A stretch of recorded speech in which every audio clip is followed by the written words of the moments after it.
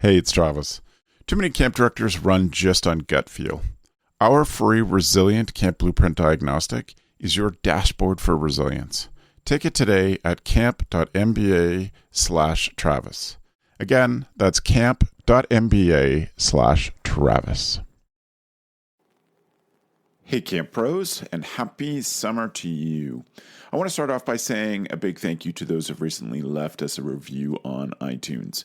If you want to do that, you can just click on the reviews button on the Camp Hacker title page in the Apple Podcast app. If you're a listener on any other platform, like I am, we always appreciate any way you do share what you appreciate about the show and let us know about it. I want to give a big Camp Hacker cheer for Lauren Taylor, 1991, Starry Chari, Scotty102, and A.E. Healy, who said, if you work in any capacity related to camping, I highly recommend listening to Camp Hacker. You will learn a lot from a great group of people doing great work. It's also great to download a bunch before a long road trip. So thank you very much. I think that's Allie, but if you're A.E. Healy and you're not Allie, I'm sorry. But I do want to thank those people who've left us some great reviews in the past couple of months. I'm doing a solo today just because I wanted to tell you about 3 quick things from the Camp Hacker HQ. Number 1, I'm hosting a webinar this Friday, that's June 17th at 12 Eastern Daylight Time. It's called Be the Camp Photographer Your Director Needs You to Be. And it's not for the directors, it's for the camp photographer to watch. So if you're that person, check out the link at the end of this little blurb. If you're the director, then sign your photographers up and send them over. I found so many of the camp directors I speak to are really frustrated with the quality of the images, the photos they get from their camp photographers.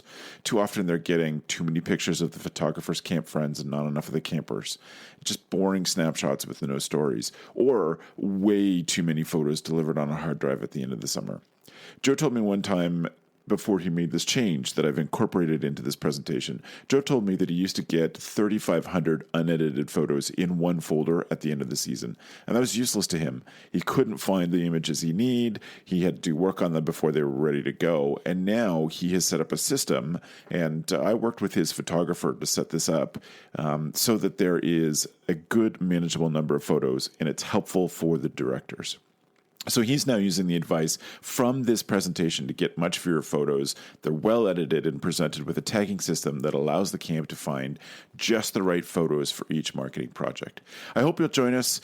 Please go to zoic.ca/camp-photog. That's zoic.ca or zoic.ca/camp-photog.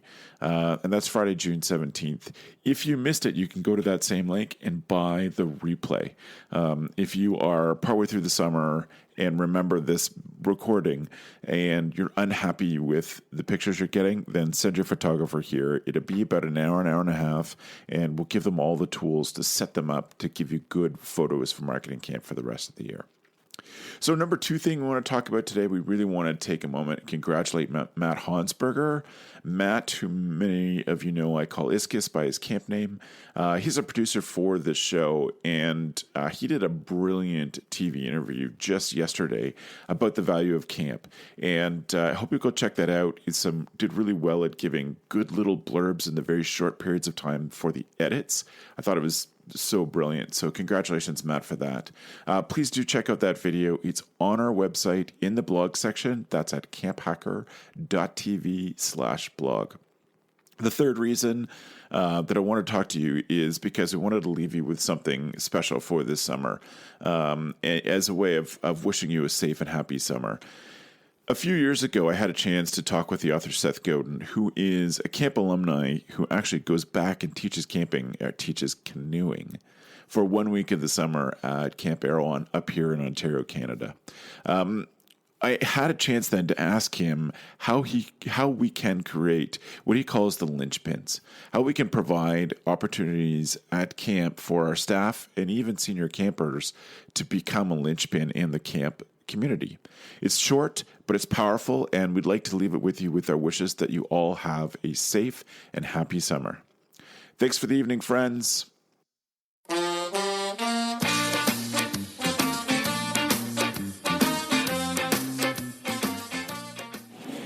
Welcome everybody to Camp Hackers Videos from Tri-State. I'm here today with Seth Godin. Welcome, Seth.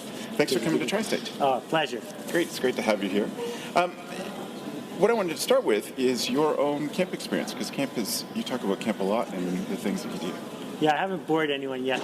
At least I haven't spoken up about it. Yeah. I started going to Camp Arawan in Algonquin Park in 1970 when I was 10. Mm-hmm. Stayed all the way until I was in Stanford Business School in the 80s.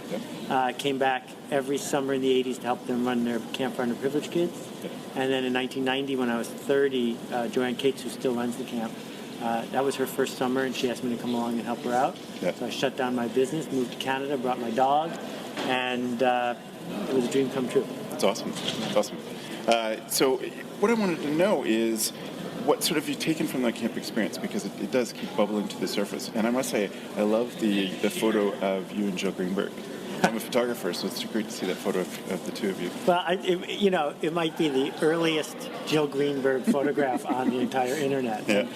I didn't put the two together. Here's this world-famous photographer, and here's this woman I went to camp with when she was 11, and they're the same person. It's pretty funny. Yeah.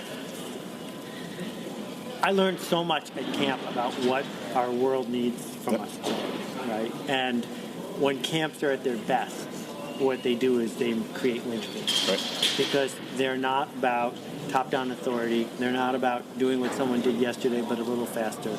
They're not about doing well on a standardized test. They're about becoming that person, and they're about being someone we would miss if you were gone. Right.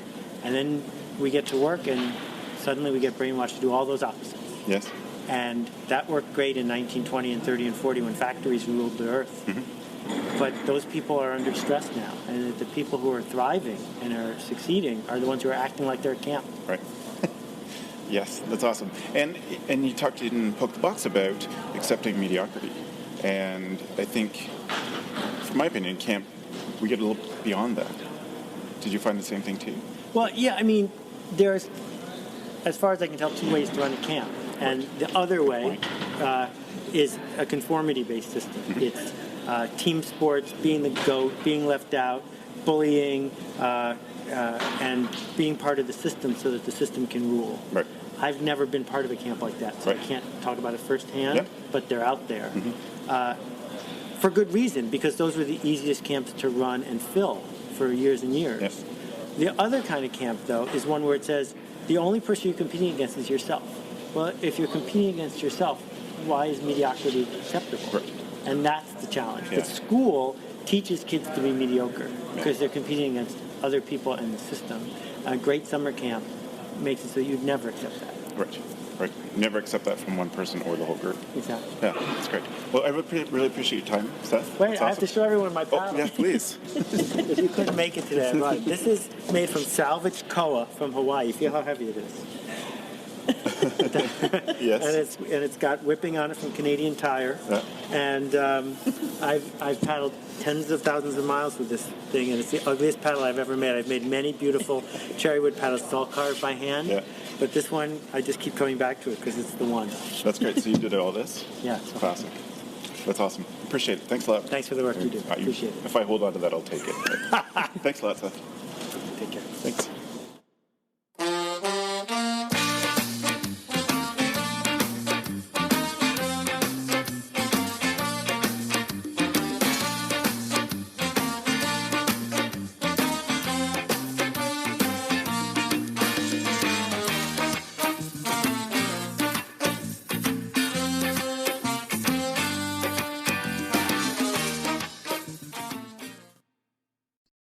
Hey, it's Travis. Camp directors often tell me they're just too tired to take on anything new. That's exactly why my free Resilient Camp Blueprint Diagnostic exists.